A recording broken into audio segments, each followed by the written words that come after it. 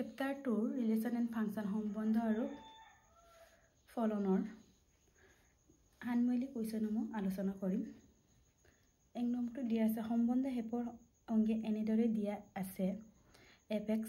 equal to x square 0 less than equal x less than equal 3 3x 3 less than equal x less than equal 10 সম্বন্ধ zero অংগে এনেদৰে দিয়া আছে gx equal to x square 0 less than equal x less than equal 2 3x 2 less than equal x less than equal 10 দেখুৱাব লাগে কি দেখুৱা যে f এটা ফলন আৰু g এটা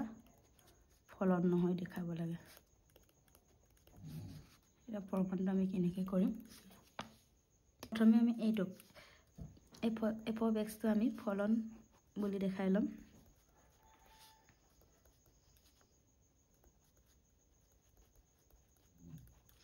এনে ধৰণৰ প্ৰশ্ন আহিলে চোৱা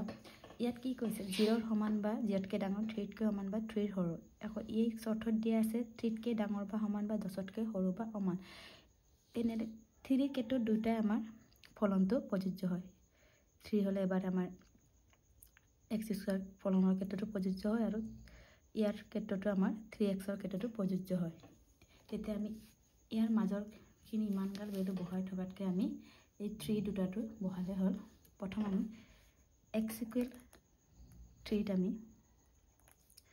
f of x equal to x square টো বহাই লম কিমান হ'ব তেনেহলে x ৰ ভ্যালু 3 স্কয়াৰ আমাৰ 9 ঠিক তেনেদৰে আকৌ x equal 3 টা আমাৰ f of x কোনটো প্ৰযোজ্য হয় 3x তেনে 3 into 3 9 তেনেহলে আমি একে মান পালো তেনেহলে আমাৰ ইমেজটো এটাই হৈছে তেনেহলে আমাৰ এটো কি হ'ব f ফলনটো আমাৰ সম্বন্ধ f টো আমাৰ f টো ফলন হয় তেনেকে আকৌ gx টো আমি কি ফলন নহয় বুলি দেখা লব লাগে gx আমাৰ কি হয় x square 0 less than x less than 2 3x 2 less than x less than equal 10 ইয়াতো আমাৰ একে তোৰ ক্ষেত্ৰত x স্কয়াৰ ফলনটো প্ৰযোজ্য বুলি দেখাইছে আৰু তোৰ ক্ষেত্ৰত 3x টো আমাৰ প্ৰযোজ্য হয় বুলি দেখাইছে। এতিয়া আমি মানখিনি বহাম x ৰ মান কি বহাম প্ৰথম x equal 2 তেনে gx কিমান হ'ব x স্কয়াৰ x ৰ ভ্যালু 2 স্কয়াৰ কিমান 4 ঠিক তেনেদৰে আকৌ gx equal to 3x x ৰ ভ্যালু কি ইয়াতো আমি 2 বহাম তেনেহলে কিমান হয় 6 তেনেহলে আমাৰ ইমেজটো আমি কি পালো বেলেগ পালো 2 4 পালো ইয়াৰ 2 6 আমাৰ ইমেজটো বেলেগ হয় আমাৰ একে এটা ইমেজে হ'ব লাগিছিল আমাৰ ফলন মানে তেনেহলে বেলেগ হোৱাৰ কাৰণে আমাৰ কি হ'ল আমাৰ জি ফলন নহয় আমাৰ এটা ইউনিক ইমেজ থাকিব লাগে এনেকৈ আমি এটো সমাধান কৰিলো। এতিয়া নেক্সট চোৱা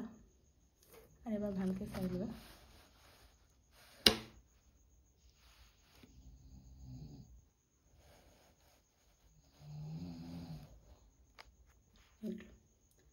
নেক্সট 2 নম্বৰটো চোৱা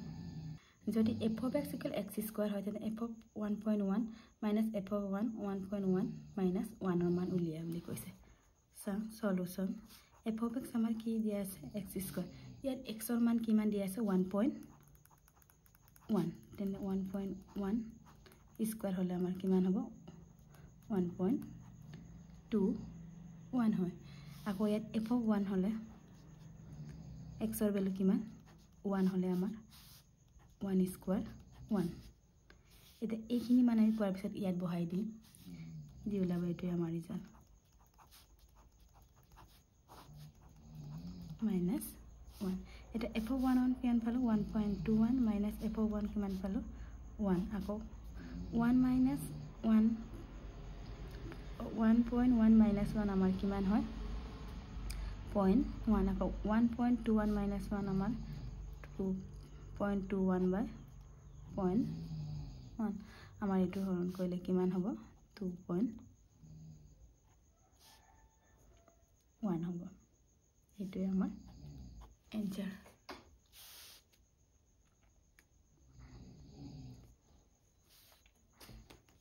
এতিয়া আমাৰ 3 নম্বৰ প্ৰশ্নটো চোৱা 3 নম্বৰ প্ৰশ্নটো কি কৈছে f of x equal to x square plus 2x plus 1 x square minus 8x plus 12 for ফলনৰ আদিক্ষেত্ৰ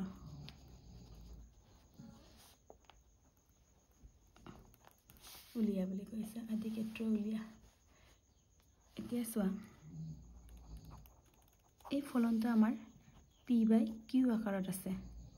যদি p by q আকাৰত থাকে আমাৰ q not equal to 0 এইটো শৰ্তলৈ আমি কৰিব লাগে মনত ৰাখিবা p by q আকাৰত থাকিলে আমাৰ কি হয় q not equal to 0 তেতিয়া হলে আমি কেনেকৈ উলিয়াম f of x কিমান দিয়া আছে x square plus 2x plus 1 by x square minus 8x plus 12 আমাৰ q টো কিমান আমাৰ এইটো তুলনা কৰা p ৰ ভ্যালু এইটো আৰু q ৰ ভ্যালু এইটো তেনেহলে আমাৰ শর্তটো কি হয় x square minus 8x plus 12 not equal to 0 এইটো আমাৰ দ্বিঘাত সমীকৰণ তেতিয়া কিমান হবে আমাৰ ক্যালকুলেশন কৰিলে 6 2 jar 12 6x minus 2x 0 x common ললা 6 2 common ললা x minus 6 not equal to 0 কিমান পালো x minus 6 x minus 2 not equal 0 x not equal to আমাৰ কিমান হয় 2 আৰু 6 এটোটা আমাৰ সলভ কৰিব পাৰা আমাৰ ইয়াত কি হ'ব আদিক্ষেত্ৰ আমাৰ কি হ'ব 2 আৰু 6 ৰ বাদে বাকি গুটেইখিনি আমাৰ আদিক্ষেত্ৰ হ'ব মানে তেতিয়াকে আদিক্ষেত্ৰ আমাৰ কি হ'ব গুটে বাস্তৱ সংখ্যা r minus 2 আৰু 6 ৰ বাদে এনেকৈ আমি লিখি দিব লাগে আনসাৰটো আদিক্ষেত্ৰ আমাৰ r হৈছে বাস্তৱ সংখ্যা যিকোনো বাস্তৱ সংখ্যা 2 আৰু 6 ৰ বাদে আমাৰ আদিক্ষেত্ৰ ডমেইনটো হ'ব এতিয়া আমাৰ 4 নম্বৰ প্ৰশ্নটো চোৱা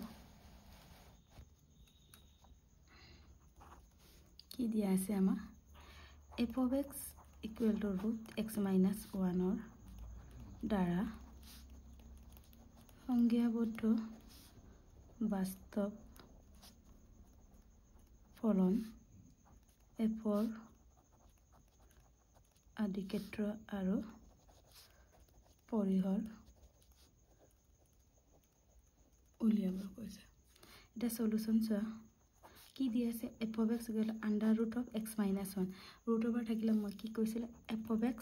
greater than equal to 0 বুলি আগৰ ভিডিওত অলৰেডি কোৱা আছে এটা f of x কি x minus 1 greater than equal to 0 আকৌ x minus 1 greater than equal to 0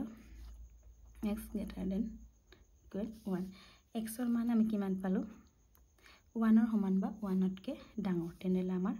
df তো আমাৰ আদিক্ষেত্ৰটো কিমান হ'ব ডমেইনটো 1 টো থকা বুজাইছে এখানে এটো প্লাস ইন্টারভেল 1 আৰু কলৈকে 1 তকৈ ডাঙৰ আমাৰ কলৈকে যা ইনফিনিটি এইটো আমাৰ এনেদৰে আমি আদিক্ষেত্ৰ উলিয়াব পাৰে এতিয়া আমাৰ কি আছে আমাৰ ৰেঞ্জটো পৰিহৰটো এইখিনি মান আমি এতিয়া বহাম আমি যদি ইয়াত 1 বহাম x minus 1 আমি 1 ৰ পৰা আৰম্ভ কৰিম 1 বহালে আমাৰ 1 minus 1 0 আমাৰ আদিক্ষেত্ৰ আছে আমি যি কিটা মান বহাম আৰু যি ৰিজাল্ট ওলাব হৈছে আমাৰ ৰেঞ্জ 0 পালো আমি আকৌ 2 বহালে আমি কি পাম 2 minus 1 1 1 পালো তেনেকৈ 3 বহালে 3 minus 1 root 2 তেনেকৈ বাহি বাহি গৈ থাকিব তেনেহলে আমাৰ স্টাৰ্টিং কৰ পৰা আছে 0 টো আমাৰ থাকিব তেনেহলে ৰেঞ্জ কিমান হ'বগে আমাৰ পৰিহৰটো rf তো কিমান হ'বগে 0 টো আমাৰ থকা বুজাইছে এখানে 0 এটা আমাৰ গৈ থাকিব কলৈকে গৈ থাকিব আমাৰ ইনফিনিটি লাগে এইটো হৈছে আমাৰ ৰেঞ্জ পৰিহৰ মনত ৰাখিবা ডমেইন হৈছে আমি যি কিটা মান বহুৱাম আৰু ৰেঞ্জ হৈছে যি কিটা মান বহাই আমি ৰিজাল্ট পাম এইটো হৈছে আমাৰ পৰিহৰ বা ৰেঞ্জ ইয়াৰ পিছৰখিনি মই নেক্সট ভিডিওত আলোচনা কৰিম